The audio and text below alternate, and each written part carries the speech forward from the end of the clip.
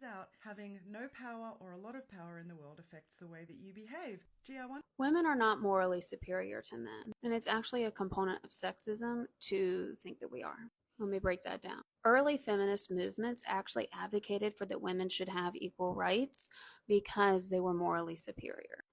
Also note that the early feminist movement was only to serve rich and white women in America. So if you were poor or a woman of color, you were not included in that. So on top of that already being problematic, the idea that women are morally superior is sexist because one, it suggests that we have to do more to be seen as worthy of the same rights as people who aren't morally superior, so we have to justify why we deserve equality. And two, it sets a higher bar for women to have to meet than men do.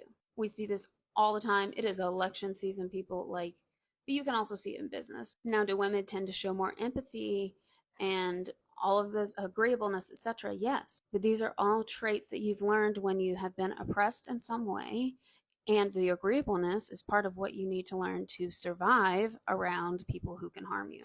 I found this study, I looked it up because I have academic access, and they didn't look at race. They were looking at like political data, so that was still probably a mostly white sample. But there are power dynamics in between many other identities as well. There are power dynamics between white women and women of color. There are power dynamics between rich women and poor women. It's not that there's one group that's morally inferior or superior. And yes, this was obvious to everyone who's been around someone who has more power than them.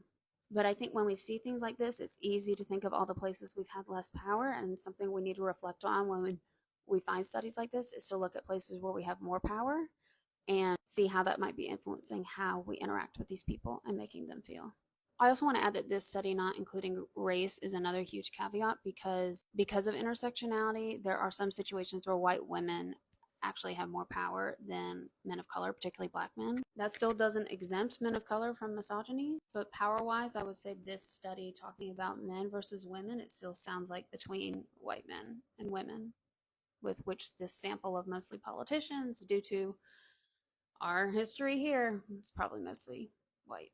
That is changing, but slowly.